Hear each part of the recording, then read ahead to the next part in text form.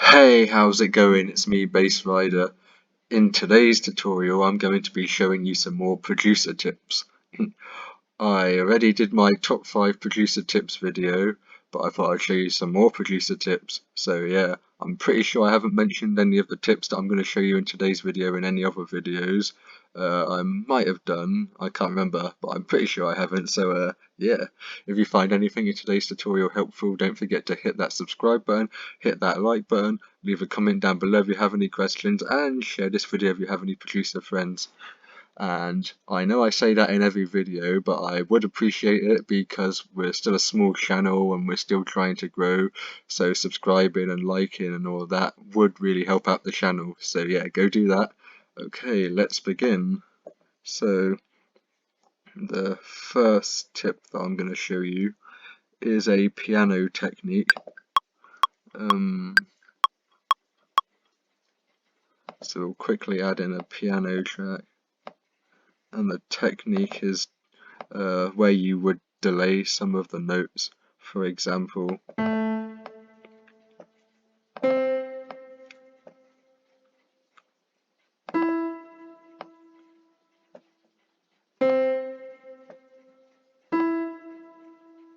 kind of like that.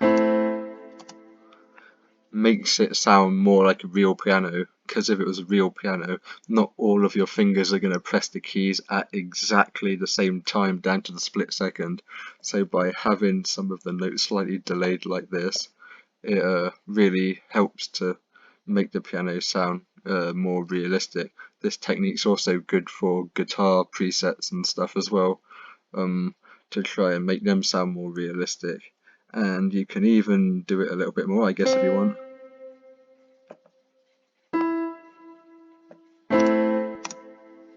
But any more than that, I'd say is too much, because then it's going to start becoming more of a rhythm instead of a slightly off time note. Because if I did it like this much, it still kind of has that vibe, but like it would sound better having it like about here. So yeah, that's that technique. Now moving on to the next technique. So first we need a clap. This one should be good. And a kick. And this one should be good. Okay, so the technique I'm going to show you is called shifting your drums, or if you're a professional drummer, you'd probably call it a flam. But yeah, so let me quickly put some kicks down.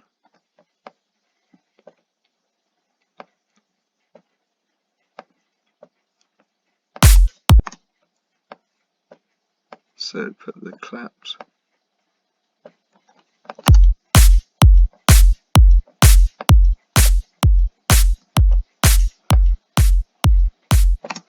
So yeah, so basically how you do this is you get your claps. As you can see, the claps are perfectly on the grid.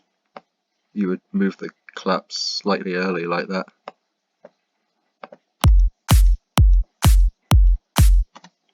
And that gives it more of a shifted feel, which makes it sound more groovy when everything comes together.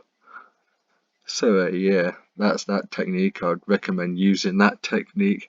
I use it in pretty much every track, because without it the drums sound a bit robotic. I mean, I know it is EDM, but you still want to try and have something sounding realistic. So yeah, so on to the next technique. I'll need another kick.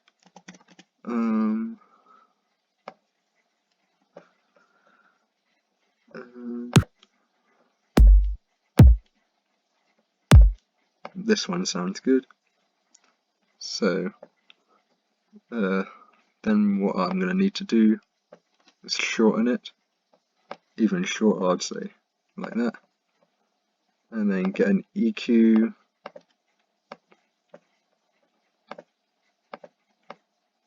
bring a little bit of the low end out, to make room for the actual kick, and we're going to muffle it.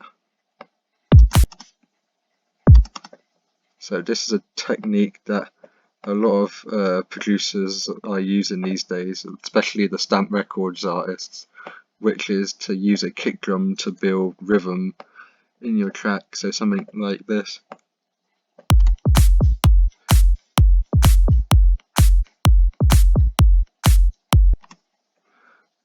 It just helps with the groove really, and with things like sub bass, a sub bass is a very slow moving sound. You can't really hear the notes as such. You can only really hear that there's a rumbly sub frequency going on down the bottom. But by putting these kicks, they kind of help the sub bass to feel like it has more rhythm, like you can actually hear the rhythm. So yeah, it's always good to add these kicks in.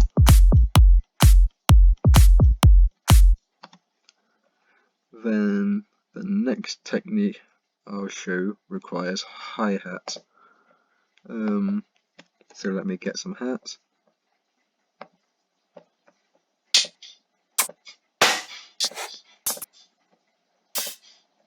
This one should be good.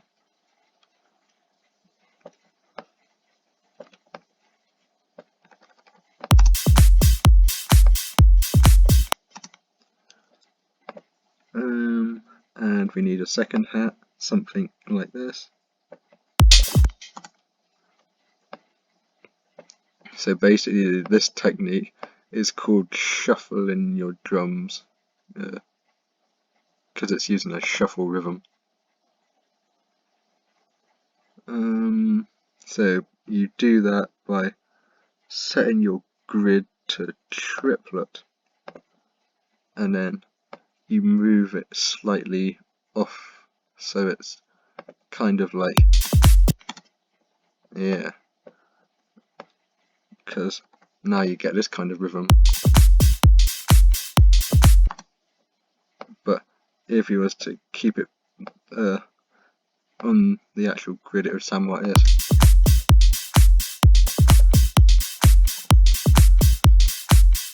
So you can kind of hear that, it's making it more groovy. You can also do it with the kick as well if you want. Put that there.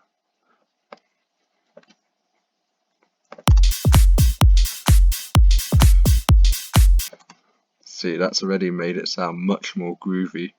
So that's a technique that you can play around with. It's a very house music technique. Instead of having your drums going tick tick tick tick, have them go tick tick tick, like with a bit of a shuffly rhythm to it. So yeah, that's that technique. And I'm going to show you a technique that a lot of producers might disagree with, but I think you might find it useful, which is using the white noise from a vocoder to add more high end to your sounds. So like with the clap we have, see, I've now turned it into a white noise because this is what it sounds like without the vocoder, and with the vocoder. So then you can mix it so it's balanced. So you've got a bit of the actual clap and a bit of the white noise, kind of like this.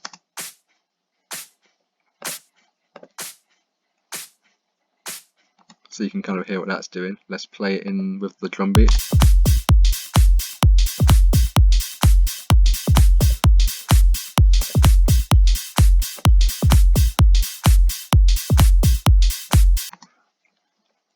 Yeah, so like that.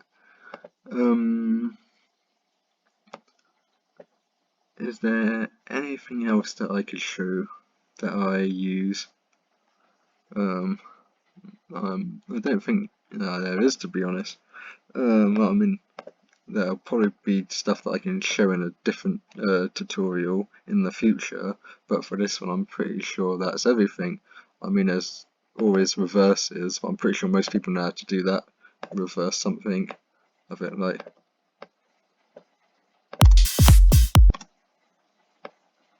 Maybe here. So yeah, this is just kind of a few tips and tricks and stuff that I would use on a daily basis.